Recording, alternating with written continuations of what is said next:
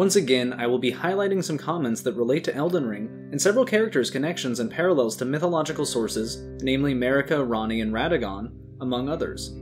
The first commenter goes by the username of Rube3117, and I am very appreciative of this commenter taking the time to share their thoughts with me, and for allowing me to share them with all of you.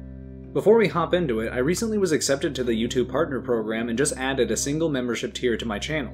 So, if you feel so inclined, you can click the join button below this video and become a channel sponsor, which includes early access to videos as well as several other great perks. And of course, subscribe if you want to see more nerdy content like this. Without further ado, let's hear what Rube3117 had to say. I wonder if Marika being Odin explains how Marika is connected to Melina. Odin had one eye, liked to disguise himself and travel, and rode a magic steed just like Melina. And Marika was said to like to disguise herself too. Also, maybe the Finger Maidens are Valkyries? They lead the Tarnished to Leyndell, like the Valkyries led people who died in battle to Asgard. Which makes me think of Marika sending away the Tarnished in the first place. Maybe she was preparing for her Ragnarok? Finally, I think Ranni may actually be a reference to Hel, who appeared half-living and half-dead, just like Ranni does. She was also involved in the story of Baldur's death. In that case, I think Radagon would actually be Loki. Loki's three children with the giantess were Hel, Jormungandr, and Fenrir. I think this may have been the inspiration for the Carian royal family. Rennala is an astrologer whose ancestors had ties to the fire giants. Jormungandr was a giant serpent, just like Rykard. Not sure about Radon though and Fenrir. Loki's children were prophesized to start Ragnarok, which mirrors Ranni and Rykard conspiring on the night of the Black Knives. Okay, so I absolutely love Rube's connections between Melina and Odin, as there are certainly several including the magical horse steed, the missing eye, and the element of disguise. Finger Maidens as Valkyries is also a great possible connection, as they do point you in the direction you need to go, similar to Valkyries leading fallen soldiers to the halls of Valhalla. Moreover, Melina certainly has more knowledge than we sometimes give her credit for, and I do wonder if she has some sort of prescience or foresight similar to Odin, and knows which ending the Tarnished will choose.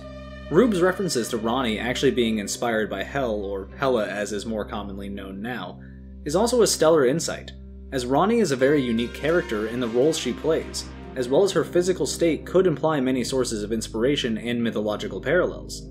Hel was certainly involved in the story of Baldur's death, though Hel wasn't directly implicated in his assassination as far as I can recall. Though Ranni's physical state of effectively being both dead and alive certainly does mirror the depictions of the goddess Hel in Norse stories.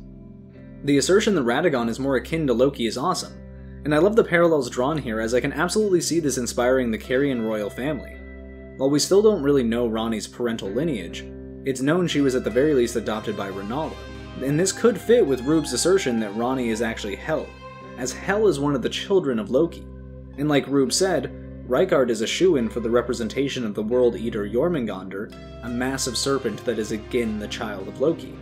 For Radon, perhaps the comment about him feasting on friends and foes alike as if he were a dog could be a subtle reference to Radon's role as Fenrir, the wolf that is meant to devour Odin. Though maybe the red wolf of Radagon is more of a direct inspiration, as it is a literal wolf with a clear connection to Radagon in some way. I do agree with Rube's overall assessment here though, as the parallels seem evident, as it is the children of Loki who aid in the start and completion of Ragnarok, just as Ranni and Rykard conspired to assassinate Godwyn. Now, we move on to several comments posted by a commenter who goes by the username The Cranky Old Man. Much appreciation for writing all this out, and I'm excited to share it, so let's connect some more dots. I do believe that Ranni is actually Vali, and Rennala is actually Reinder, Rind, or Rinda.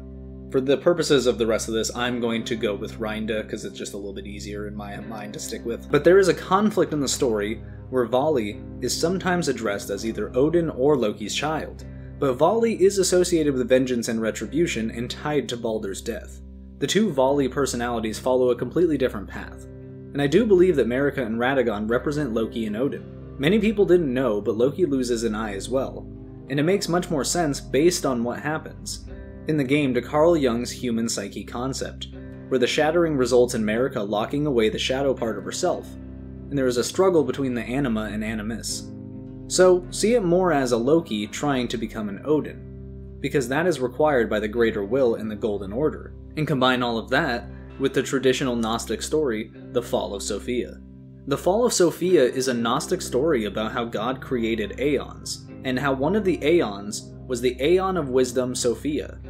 Sophia got curious in making something of herself, which resulted in a demiurge. The demiurge also wanted to create something himself, so he created the material world.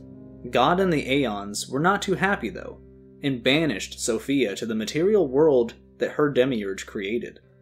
She first travels around the world, looking for a way to redeem herself, but in the end it becomes more about her spiritual awakening, and the struggles between good and evil. She travels the world with a redeemer. In most media that uses this type of world building as their foundation, they normally add the idea of a demiurge overthrowing an existing world that was originally inhabited by dragons or ancients. But there is also always an original civilization that gets cursed, wiped out, banished, or used for experiments. The demiurge always plays the role of the primordial one, who wants to take suffering away from the world, and there will always be a small group of rebels that goes against the demiurge. This demiurge is often depicted as a being of ignorance and arrogance, responsible for trapping the divine spark within humans in the material world. The forbidden knowledge story is tied to Eve obtaining the forbidden knowledge and God banishing mankind and cursing them. Even though God expected that Eve-like character would obtain the forbidden knowledge, since his creations are considered flawed. Obtaining the forbidden knowledge results in the world being divided into 7 realms ruled by 7 archons, with 7 gnosis, and a lot of the times tied to the 7 deadly sins. It's a very common story used in a lot of video games, like Final Fantasy VII, the Persona series, and the Shin Megami Tensei series, and Genshin Impact. Especially Genshin Impact uses the same exact world building, but it's normally not a game the Elden Ring fan wants to be associated with. But it involved the Firmament, Yggdrasil, the dragons, the first civilization, the Moon Sisters, the Serpent, the Philosopher's Stone, immortality, creation of gold, and Norse mythology. Evangelion, the anime, is a good example of other media using the same blueprint. It's basically a combination of stories. One is the story of the creation wanting to create something that's better than its creator, such as David in the Aliens movie. The other is the law between good and evil. What is actually good, and what is actually evil? And what will be the best outcome for this conflict? I will say, the Loki and Odin part of Norse mythology is quite a complex tale, and I think there are plenty of references where we can somewhat learn the roles that the Elden Ring characters have been picked for, but doesn't follow everything perfectly. The story in a sense becomes less complex and convoluted, but at the same time adds its own unique mystery. The story of Vali, for example, is tied to his brother Narfi. Vali kills his brother while being in wolf form, and Narfi's intestines are used to bind Loki, as a punishment for killing Baldur.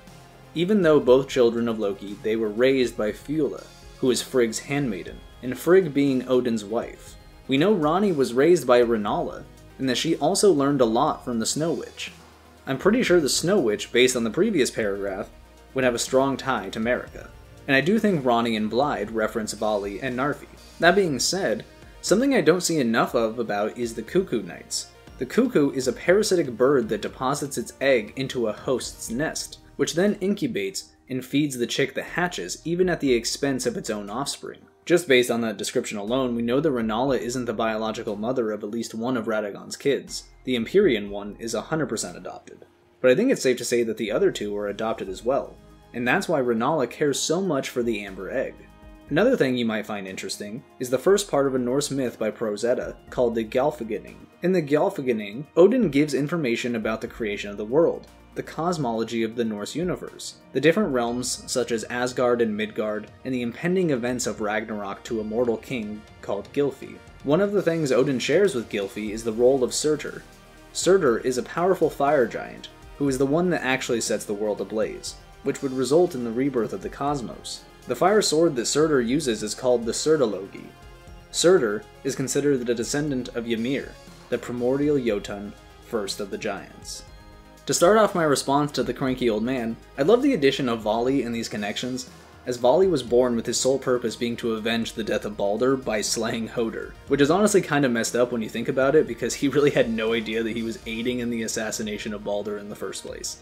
Though I'm not sure it's clear what is meant when the cranky old man says that there are two different Vali personalities, and while I suppose this could be tied to the confusing parentage of Vali being a child of either Loki or Odin, there's actually only a single line that references Vali as a son of Loki.